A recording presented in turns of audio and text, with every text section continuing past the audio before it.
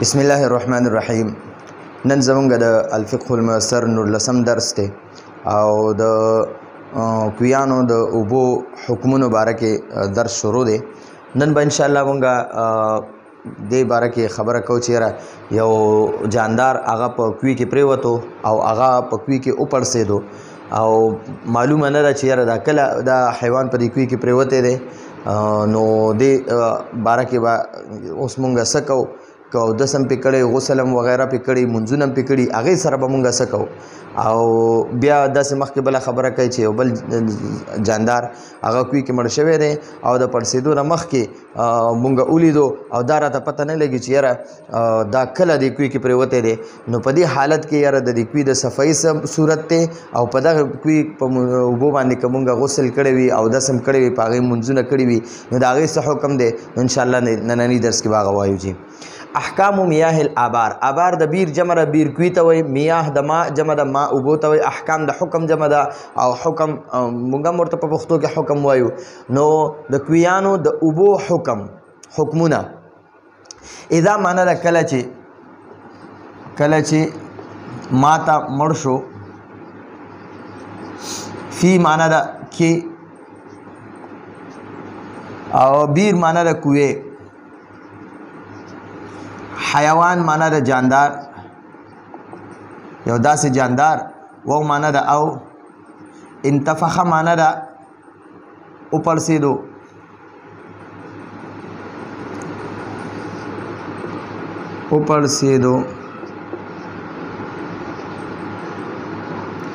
فی معنا ده کې،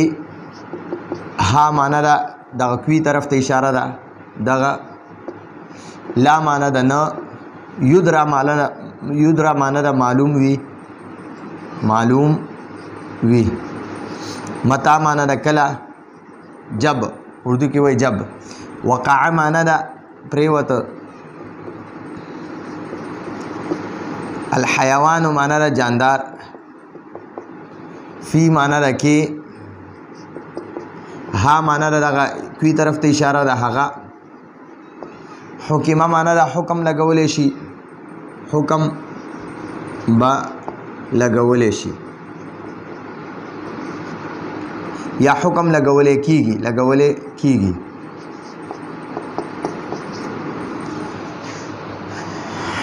با معنا ده سره، نجاست معنا ده ناپاکی، بیر معنا ده کوی، من معنا ده نه، ثلاثه معنا ده درې، تین، ایام دا د یوم جمع ده، یوم ورځې ته وایي او ایام معنا ده ورځې، یوم معنا ده یو ورځ او ایام معنا ده ډېرې ورځې. نو دلته وایي درې ورځې.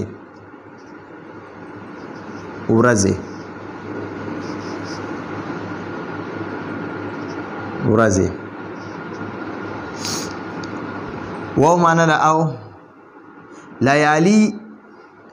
لیالیها، لیل معنا ده یو شپه او لیال ډېرې شپې، و لیالیها او د دې درې شپې، ها د دې، ف معنا ده نو،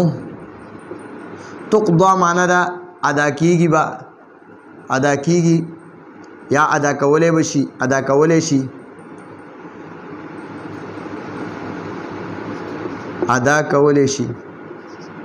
یا قضا کولی شي. صلوات دا د صلات جمع ده، صلات معنا ده یومون، صلوات معنا ده منځونه.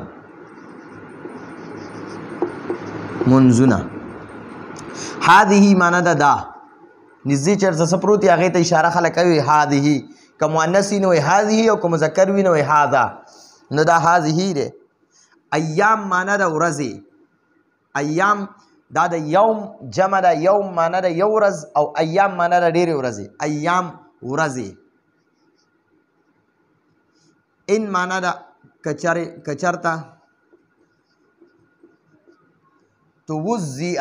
اودس شوی وي، اودس شوی دی،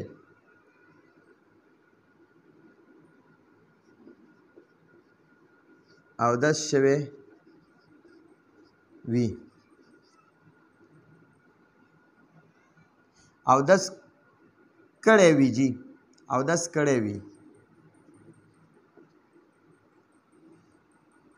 اودس کړی شوی وي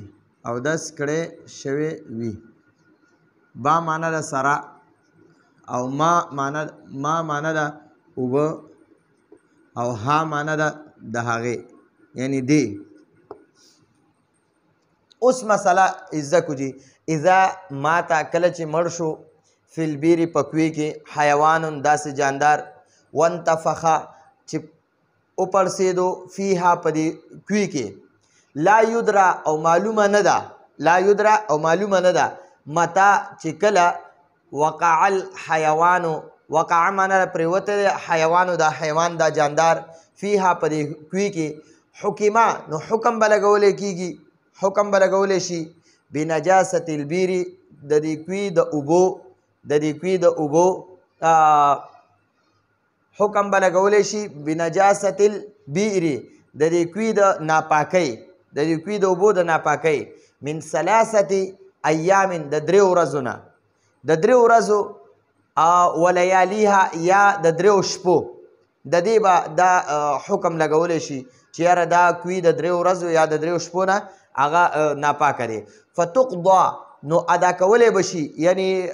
راګرځولی به شي قضا به راګرځولی شي صلواتو منځونه هذه الایام د دې ورځو دا کم درې ورځې چې کم دي د دې به منځونه راګرځولی شي قضا به راګرځی به قضا منځونه به کې ان که چېرته توضع اودس کړی شوی وي بمائها د دې کوی په اوبو باندې ښه جي دلته وایي که یو جاندار دی دا کوی کې پرېوتو او مړ شوی دی او د پړسېدو نه مخکې وانتفخ فیها او وپړسېدو په دې کوی کې دا جاندار چې دی دا مړ شوی دی او پړسېدلی دی اوبو سره نو وایي او معلومه نه ده چې دا په دې کوی کې کله پرېوتی دی نو وایي د دې به بیا چې کله دې ولیدو د دقې وخت نه به دا حکم لګولی شي د دې کوی په دې ناپاکۍ باندې چې یاره دا د درې ورځو نه دا کوی ګنده دی خدای دې وکړي چې ډېرې ورځې هم تېرې کړي دي خو درې ورځې به ته دا حساب لګولی شي چې یاره د درې ورځو نه دا کوی ناپاکه دی او د درېو شپو نه د درې ورځو درې شپو نه دا کوی ناپاکه دی نو که چېرته د دې درېو ورځو د دې درېو شپو نه چا په د دې کوی په اوبو باندې اودس یا غسل کړی وي او په هغې منځونه کړي وي نو فتقضا صلوات هذه الایام نو د دې ورځو به قضا د دې ورځې د منځونو به قضا راګرځولی شي ان توضع بمائها که چېرته په دې کوی په اوبو باندې اودس کړی وي ویغسل البدن و معنا ده او یغسل معنا غسل یعنی وینځلی به شي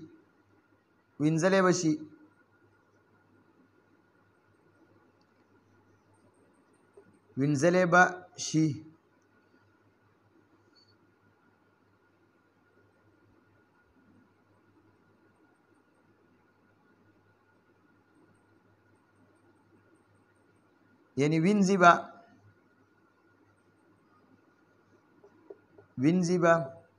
البدن بدن و معنا ده او ثياب معنا ده کپڑے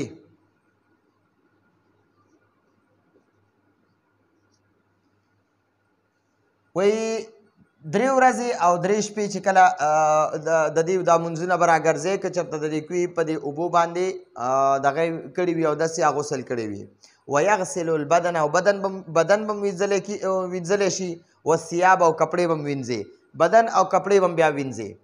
ان که چېرته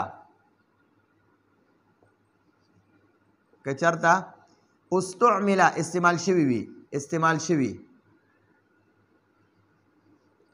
استعمال شوي وي ما اوبه ها د دې کوي د دې فی معنا ده کې اردو کې وایي میں هذه معنا ده دا مدت معنا ده وخت زمانه څونه ورځې یعنی څونه وخت مدت معنا ده وخت فی معنا ده کې اغتسال معنا ده غسل او معنا ده یا فی معنا ده کې غسل معنا نه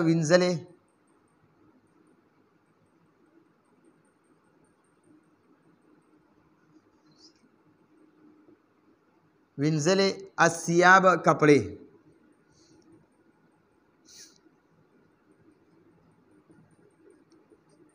خجی اوس وی ويغسل البدن والثياب، بدن او کپڑے به وینځلی شي، دا به وینځي. ځکه چې په دې بره مسله کې د په دې باندې غسل یا کپړې وینځلې وي یا د پې نور څه داسې وینځلې وي او دس دې پې کړی وي، غسل دې پې کړی وي، نو بیا به واپس خپل بدن هم وینځي او کپړې به هم واپس وینځي. ان که چېرته استعمل استعمال شوي وي ماؤها د دې کوي دا اوبه فی هذه المدت په دې مدت کې په دې وخت کې دا څونه وخت کې دا درې ورځې وخت چې دی په دقه کې فی الاغتسال په غسل کې او یا فی غسل ثیاب یا د کپړو په وینځلو کې. ٹھیک شو جی. ویغسل البدن بدن به هم وینځي والثیاب او کپړې به وینځي. که چېرته بدن دې وینځلی وي غسل دې پې کړی وي نو بیا به پته درته ولګي هغه جاندار دې پکې ولیدو 3 ورځې به چې کوم غسل دې پې کړی یا منځونه دې پې کړي هغه به هم پرې راوګرځې، خو بیا به دا بدن دې ووینځي. خو که چېرته کپړې دې هم پینځلي وي نو بیا به کپړې هم ووینځي دوباره، ځکه کپړې دې بیا په دغه پاک ګنده اوبو وینځلي دي ناپاکه اوبو باندې، نو اوس په دا کپړې هم بیا ووینځي. او که کپړې دې پې نه وینځلي صرف بدن دې غسل دې پې کړی نو صرف غسل وکړه،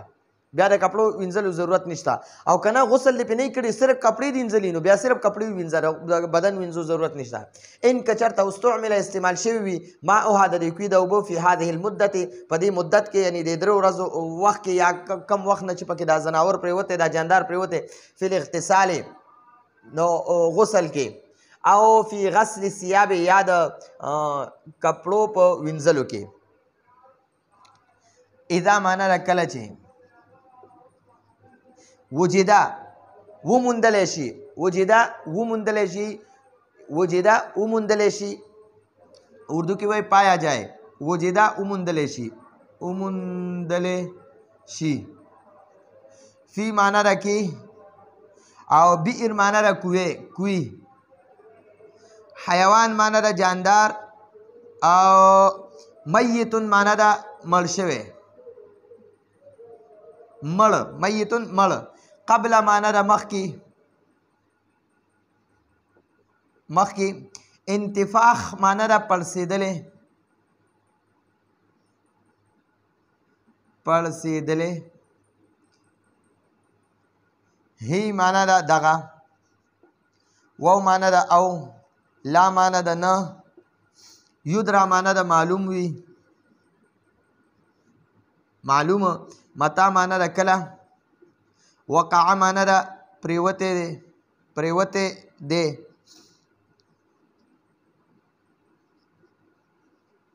فی معنا ده کی، ها معنا ده دغه کوي یادی. حکمه حکم به لګولی شي، حکم لګولی شي.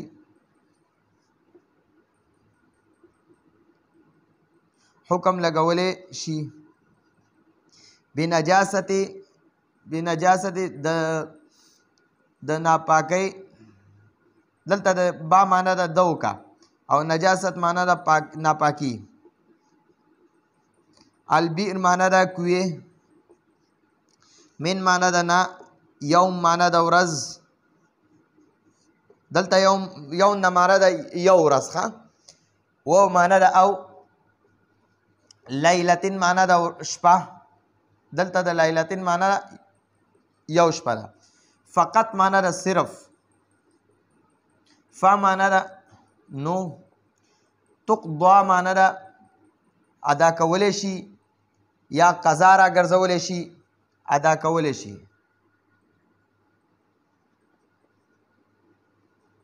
صلوات دا د صلات جمع ده، صلات یو منځ، صلوات منځونه، ډېر منځونه یادوي. یوم معنا ده ورځ، و معنا ده او، لیلتین معنا ده شپه.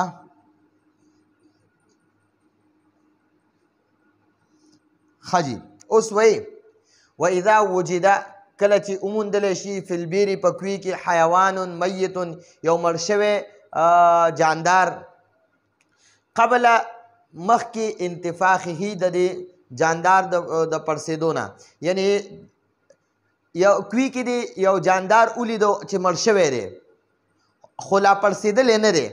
ټیک شوه. ولا یدرا او معلوم هم نه ده، پته هم نه لګي. متا وقع فیها، متا معنی ده چې کله وقع پرېوتی دی فیها په دې کوي کې، نو اوس په خو پړسېدلی نه دی، د بره مسله کې پرېوتی او پړسېدلی و، او په دې ښکته مسله کې کوي کې یو حیوان پرېوتی دی خو لا پړسېدلی نه دی. او ولا یدرا او معلوم هم نه ده متا چې کله وقع پرېوتی دی فیها په دې کوي کې، فی معنی ده کې او ها معنی ده دا کوي. حکمه نو حکم به لګولی شي بنجاست البیر د دې کوي د ناپاکۍ، د دې کوي د ناپاکۍ من یوم د یو ورځ و لیلة او د یوې شپې. که یو جاندار په کوي کې مړ ولیدلی شو او پړسېدلی لا نه دی، خو چې کله دې ولیدو نو اقا وخت نه دا وګڼه چې یاره دا حکم به بیا دا لګولی شي چې دا کوي د یو ورځ یا د یو شپې نه ناپاکه دی. خدای دې وکړي چې ډېرو ورځو نه دا کوي کې دا دغه پروت دی، دا جاندار پروت دی، خو بشر دا چې پړسېدلی لا نه دی. د پړسوب نه مخکې که ورځې تېره کړي، که دوی تېرې کړي وي، که درې تېرې کړي وي، چې هر څو تېرې کړي دي خو لا پړسېدلی نه دی او تا ولیدو او پته درته نشته چې یاره دا کله پرېوتی دی، نو حکم به بیا دا لګولی شي چې یاره د یوې ورځې او د یو شپې دا کوي ناپاکه و. نو بیا به وایي فقط صرف فتقضا، نو بیا به ادا کولی شي یا به قضا راګرځولی شي صلواتو منځونه یوم و لیلة د یو شپې او د یوې ورځې. مطلب دا دی چې کله کوي کې یو جاندار پرېوتی دی او مړ دی پکې او چا لیدلی نه و خو لا پړسېدلی نه دی او د پړسېدو نه مخکې معلومه شوه چې یاره دا جاندار په دې کوي کې مړ دی، خو چې کله پرېوتو نو دا هم پته نه وه چاته چې دا کله پرېوتی دی، د دې علم چاته نه و. نو بیا به وایي د دې دا حکم لګولی شي چې یاره دا کوي د یو ورځې او د یو شپې دپاره ناپاکه و، یعنې دا پلیت دی، د دې دا اوبه ناپاکه دي. نو بیا به په دې حالت کې به څه حکم لګولی شي؟ نو حکم به دا لګولی شي چې یاره د یوې ورځې منځونه دې قضا راوګرځولی شي، یا که چا د شپې څه د ماسخوتن مونځ کړی وي یا د سهار مونځ چا کړی وي نو هغه منځونه دې واپس راوګرځوي. نو دا دغه د نن ورځې درس کې زمونږ دا مسلې وي. په دې بره مسله کې دا دي چې یاره په کوي کې یو جاندار پرېوتی دی او هغه پکې پړسېدلی دی، خو پته یې نشته دی چې یاره دا جاندار په دې کوي کې کله پرېوتی دی. نو په دې حالت کې به خو بشر دا چې دا جاندار پړسېدلی دی، نو په دې حالت کې به حکم دا لګولی شي چې یاره دا کوي د دریو ورځو او د دریو شپو نه دا ناپاکه دی، ځکه چې هغه جاندار پکې پړسېدلی دی. او نو بیا به په دې حالت کې د دریو ورځو او د دریو شپو منځونه به که چېرته په دې کوي باندې په دې حالت کې چا اودس چا ردام کړی وي یا په دې کې چا غسل کړی وي په دغې اوبو باندې، نو بیا به د دریو ورځو منځونه قضا راګرځئ. ټیک شوه، د دریو ورځو د دریو شپو منځونه به قضا راګرځئ. او چې ورته پته ولګېده نو بیا به د خپل بدن هم ووینځي، که غسل یې پې چېرته کړی وي او که کپړې پې چېرته وینځلې وي نو بیا به کپړې هم ووینځي. ان استعمل ماؤها که چېرته د دې کوي دا اوبه استعمال شوي فی هذه المدت په دغې مدت کې چې څونه مدت نه پکې دا حیوان مړ شوی دی او پړسېدلی او پروت دی پکې، فی الاغتسال او فی غسل الثیاب، په څونه ورځو نه یعنې دا اوبه استعمال شوي وي، څو ورځې چې په دې کوي کې دا سیز دا حیوان پروت دی او پړسېدلی دی پکې، او په دې کې چې کوم غسل کې دا کومې اوبه استعمال شوي وي یا د کپړو وینځلو کې دا کومې اوبه استعمال شوي وي نو دا غسل دې دوباره وکړي او دا کپړې دې بیا ووینځي. په دې ښکته مسله کې دا وایي کله چې په کوي کې یو داسې حیوان مړ شوی وي چې هغه پړسېدلی نه دی خو پتم چاته نشته، ولا یدرا او چاته معلوم هم نه ده، چاته پتم نشته چې متا وقع فیها چې دا په دې کوي کې کله پرېوتی دی. نو په دې حالت کې به بیا حکمه بنجاست البیر، بیا به د کوي د ناپاکۍ حکم لګولی شي من یوم و لیلة د یو ورځې او د یو شپې نه، فقط معنا ده صرف. فتقضا نو بیا به قضا راګرځولی شي یا به ادا کولی شي، دواړه معنی کولی شي. صلواتو منځونه، صلواتو دا د صلات جمع ده، صلات یو منځ، صلوات ډېر منځونه. نو یوم و لیلة د یوې ورځې او د یوې شپې منځونه به قضا راګرځولی شي. نو دا زموږ د نن ورځې درس و. راتلونکي درس پورې اجازت غواړو. هذا هو المرام والله اعلم بحقیقة الکلام.